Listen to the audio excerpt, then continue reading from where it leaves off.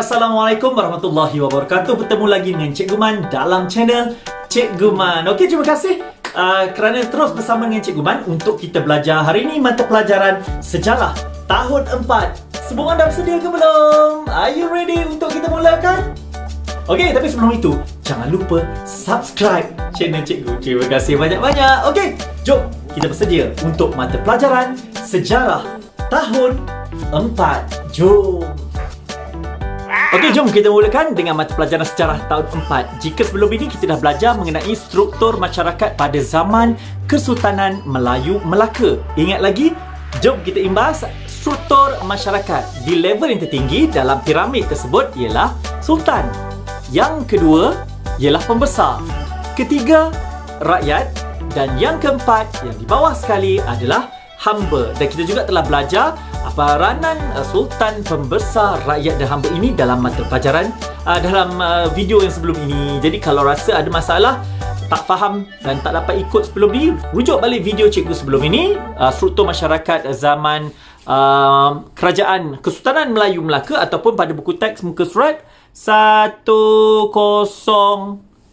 Cikgu pun kena tengok buku teks. Kenapa? Sebab setiap apa yang kita belajar selalu cikgu ingatkan apa saja bahan yang cikgu gunakan dalam video-video cikgu berpandukan kepada buku teks sejarah tahun 4 yang kamu guna. Okey? Dia tidak ada selain daripada buku teks. Bukanlah tak ada. Ada juga bahan-bahan daripada luar cikgu ambil sebagai bahan sokongan untuk menambahkan pemahaman kamu dalam mata pelajaran sejarah. Okey, jom kita teruskan. Tak nak cakap banyak ni. Masa kita dah tak ada dah ni. Kita nak cepat ni.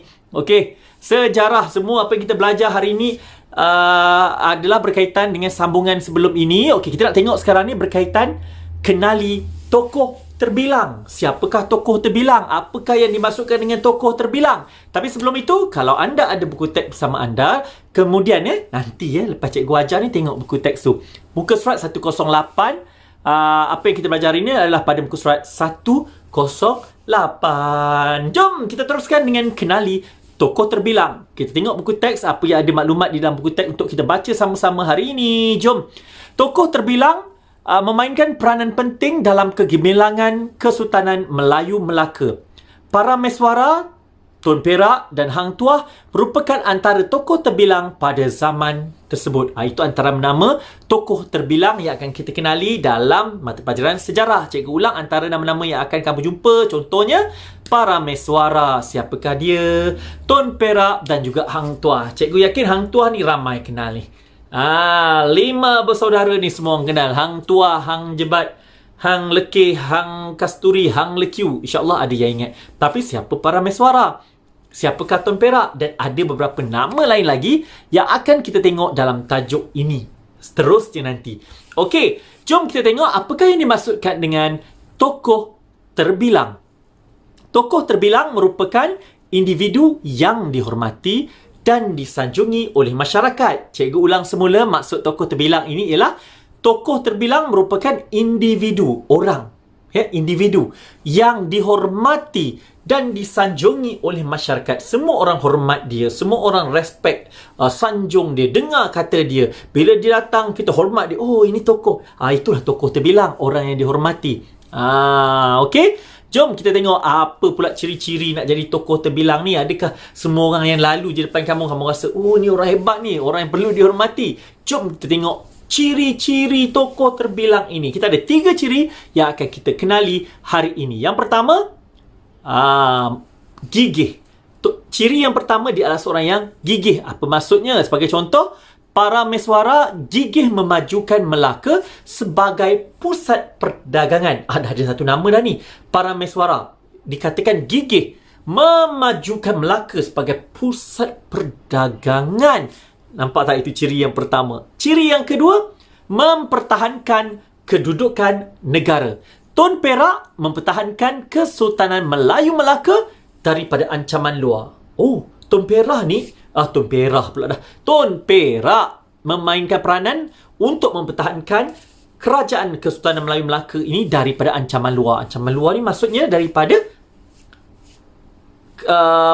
pencerobohan daripada orang luar. Bukan orang Melaka, mungkin dari sebelah sana, sebelah sini. Orang luar lah yang datang cuba mengancam Melaka. Dia cuba mempertahankan. Adakah berjaya? Kita akan terus tengok nanti dalam mata pelajaran sejarah tahun 4. Berkorban untuk negara. Hang Tuah mempertahankan perairan Melaka daripada serangan musuh. Hang Tuah ini merupakan seorang laksamana yang mempertahankan lautan, perairan. So dia main peranan nak pastikan Melaka ni aman, dijaga kerajaan Melaka, pastikan semuanya berjalan lancar, tiada ancaman yang boleh mengganggu gugat kerajaan Melaka. Jadi kita ada 3 ciri tokoh-tokoh terbilang ini. Yang pertama, dia adalah seorang gigih. Gigih ni rajin, gigih usaha, rajin ni tak putus asa. Kedua, mempertahankan kedudukan negara. Dia pastikan negara dia selamat. Pastikan kemerdekaan negara dia sentiasa terjaga. Kedaulatan negara dia sentiasa terjaga. Itu words dia. Yang ketiga, berkorban untuk negara dia. Sanggup berjuang untuk negara dia walau apa yang terjadi. Itu ciri-ciri tokoh terbilang. Okey, dan kita tengok muka surat seterusnya. Kita nak tengok sekarang ni. Tokoh terbilang pada zaman Kesultanan Melayu Melaka ialah, antara nama-nama yang disebut ialah Parameswara, dah sebut tadi, Sultan Muzaffar Shah, Sultan Mansur Shah dan Sultan Alauddin Riwayat Shah. Selain itu, Bendahara Tun Perak dan Laksamana Hang Tuah juga merupakan tokoh terbilang. Ada sultan di situ yang mewarisi pemerintahan Parameswara. Jom kita kenali seorang demi seorang. Ada 6 tokoh ini yang perlu kamu tahu dan apakah sumbangan mereka. Kalau dah bersedia, jom kita pergi tokoh yang pertama, Parameswara. Siapakah Parameswara dan apakah sumbangan beliau kepada Melaka? Pertama, mengasaskan Kesultanan Melayu Melaka. Mengasaskan bermaksud dialah orang pertama yang mewujudkan kerajaan Melayu Melaka, Kesultanan. Jadi Parameswara adalah sultan yang pertama. Okey, Parameswara juga memajukan Melaka sebagai pusat perdagangan. Dia dah temui Melaka, dia bangunkan Melaka, jadikan penempatan, ada kerajaan, ada masyarakatnya, dan dia berusaha menjadikan sebagai pusat perdagangan. Ini sumbangan Parameswara. Nanti juga kita akan jumpa lagi apa dia yang telah membuatkan Parameswara ini memilih Melaka dan bagaimana Melaka mendapat nama dalam video seterusnya. Bukan video hari ini. Okey, kita nak tengok seterusnya. Siapakah tokohnya? Iaitu Sultan Muzaffar Shah. Sultan Muzaffar Shah ini apa pula sumbangannya? Pertama, beliau mengukuhkan Empayar Melaka. Mengukuhkan. Empayar Melaka itu dah ada, dia mengukuhkan lagi. Menjadikan ia lebih kuat, lebih jitu, lebih padu. Okey. Yang kedua, melaksanakan sistem perundangan yang tersusun. Contohlah, kalau orang ini buat sekian-sekian, buat kesalahan mencuri, ada undang-undang dia. Kalau orang ini membuat satu kesalahan, ada dia punya hukuman dia.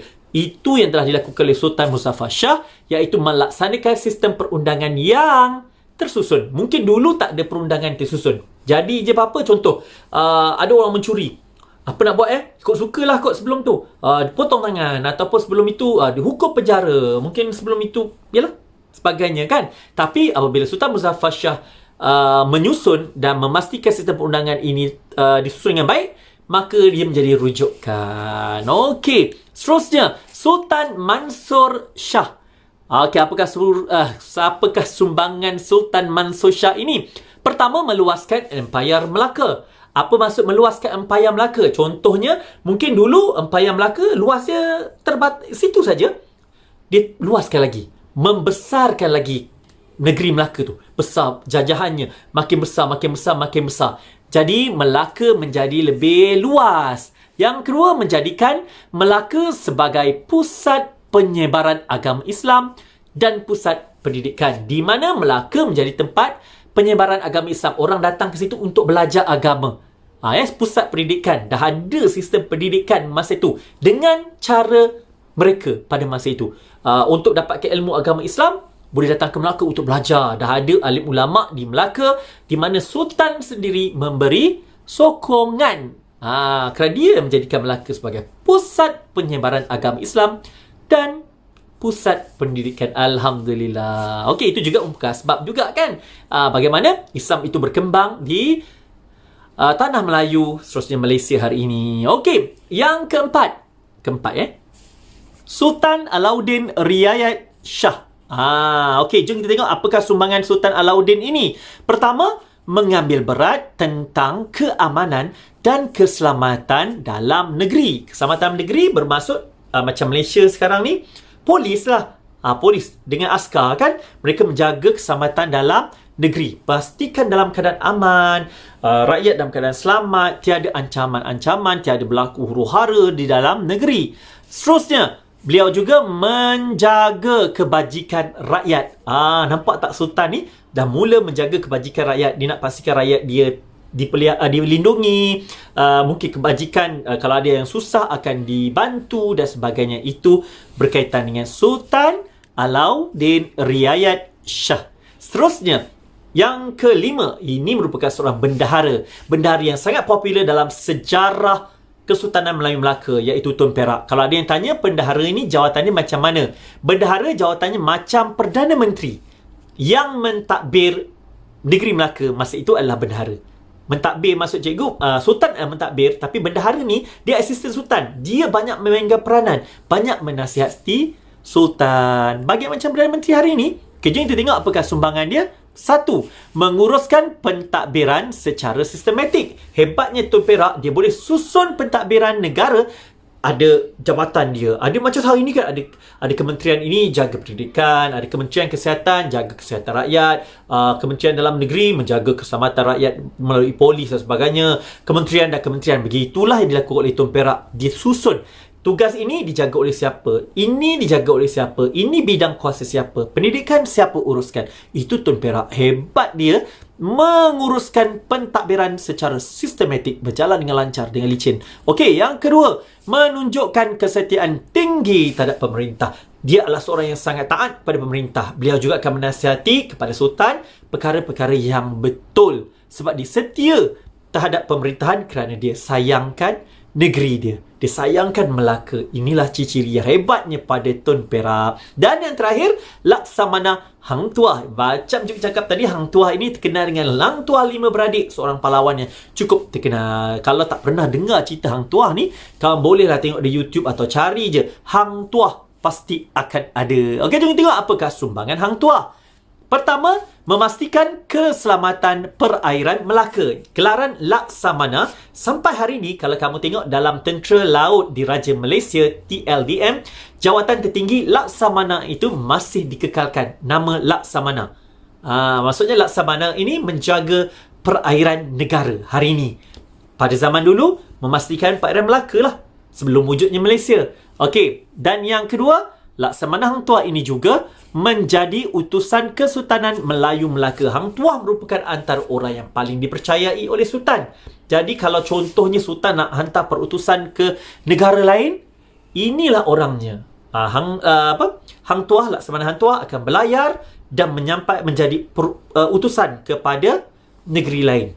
Negara lain dihantar oleh Sultan Melaka, kerana Sultan Melaka sangat sayang dan percaya kepada Laksamana Hang Tuah yang dikenali juga sebagai seorang yang sangat setia, seperti mana bendahara Tun Perak tadi. Itu dah antara tokoh-tokoh yang kita belajar hari ini berkaitan dengan tokoh terbilang. Pertama tadi kita dah belajar tentang Parameswara, kedua Sultan Muzaffar Shah, ketiga Sultan Mansur Shah, keempat Sultan Alauddin Riayat Shah, yang kelima Bendahara Tun Perak, dan yang keenam Laksamana Hang Tuah. Cikgu harap kamu faham apa yang dah kita belajar, dah apa yang cikgu ajar ini. Okey, cikgu nak baca sikit tu. Di bawah muka surat 109 ni ada pernyataan dalam buku teks kamu, perlu kita baca. Tokoh terbilang memberikan sumbangan yang besar kepada zaman Kesultanan Melayu Melaka. Kegigihan tokoh terbilang menjadikan Melaka sebuah empayar yang kuat dan terkenal di alam Melayu. Kalau mereka ni tidak gigih, mereka ni tak berusaha, sudah pasti Melaka pada zaman tu biasa-biasa je lah. Jadi sebuah kerajaan yang biasa je, tak ada apa-apa. Tapi mereka berusaha sehingga menjadi sebuah empayar yang terkenal, sehingga kan muncullah kuasa-kuasa luar yang mula iri hati mengintai kejayaan Melaka.